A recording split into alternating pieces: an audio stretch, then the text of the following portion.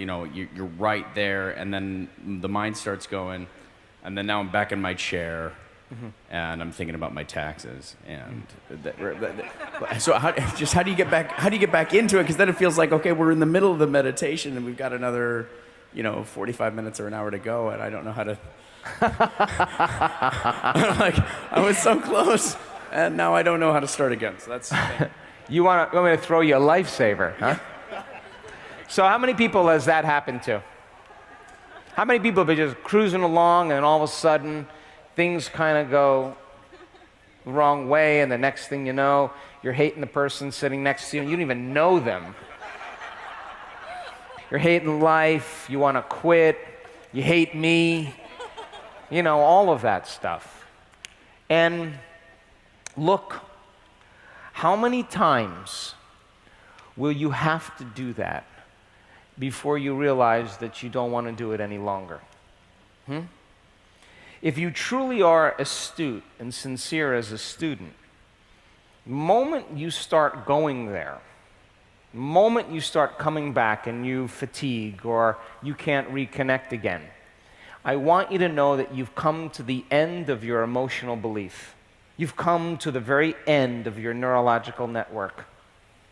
And there's only one of two things to do. One is to return back and pick something mundane that's going to preoccupy your mind so you don't have to go any further into the unknown.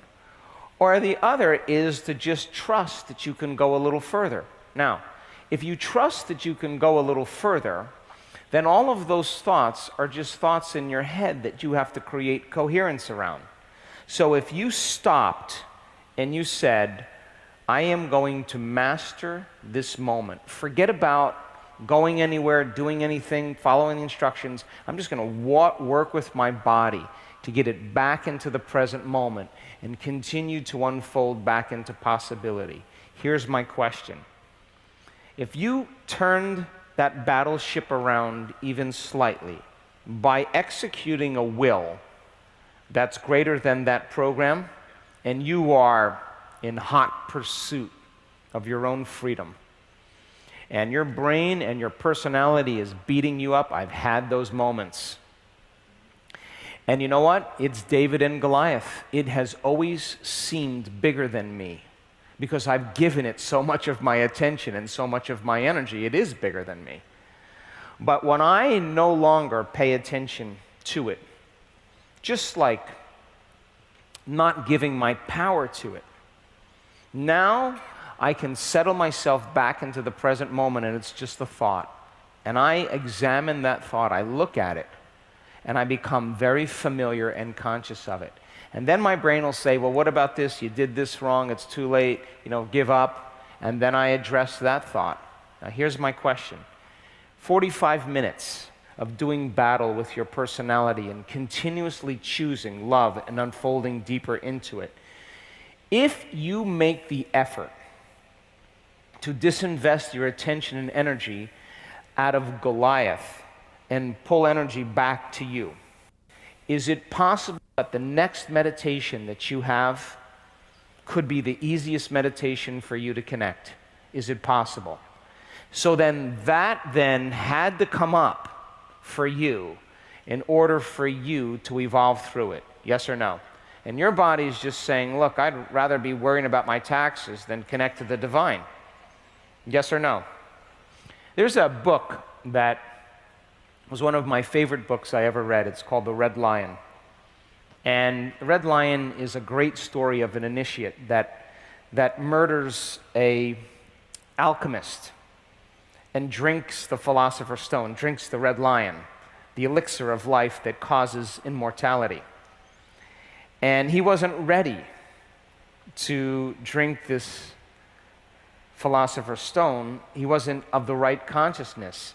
And when he drank it, he never forgot any of his lifetimes. And he saw all his demons.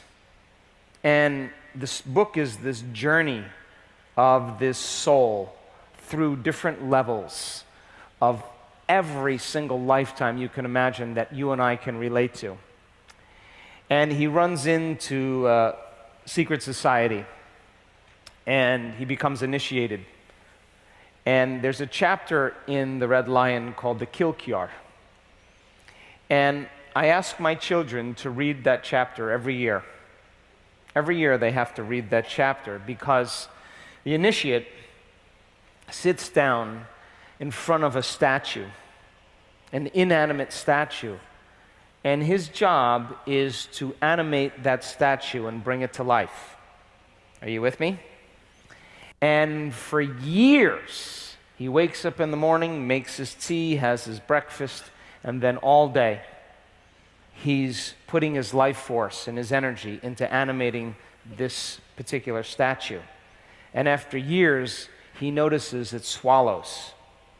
And he notices it moving its finger. And the moment he starts to realize that he could take something inanimate and bring it to life, he gives it more of his attention and energy. Are you with me still? Until it is a walking, talking being. Now here's the problem. This walking, talking being is his altered ego. And he doesn't know it. And it is abusive, it is disrespectful, it is controlling, it is arrogant, it is mean-spirited. And every time he reacts to it, it takes a little bit of his energy. And over time, he loses all of his life force because he's got so much attention on this thing. And this creature is saying, come on, hate me. And he's provoking him because he knows that the more he reacts, the more he's giving his energy to him. And now he's on his last breath. And he has the realization at the very last minute that it was him that brought it to life. And it was the extension of his altered ego. And he makes the decision from that moment on to no longer pay attention to it. And it now is trying everything to get a rise out of him. And he is aware of the initiation. And over time, he keeps his attention off it, and the thing starts to wither. And he takes all of his power back, and he uncreated the very thing that he created, and he no longer had an altered ego afterwards. You understand, yes? You give it power, you give it attention, it gets bigger. If you just know that you got to move through those layers, and it is a journey, and you're doing it right now, and you get on the horse because you make the decision that this is the moment. And when your body gets frustrated and gets emotional and you go in the high beta, that is the defining moment for you to settle your brain and body back down into the present moment and unfold back into possibility. And I have done it tediously for hours. And just when I thought I couldn't go any further and I said, I'm done, you go a little further. And that's when you step into the unknown and it just falls away. And you will say exactly what I say every time it happens. That was so worth it. And now, you don't see it as Goliath anymore. You just see it as a part of you that you used to be that now you have dominion over. You with me?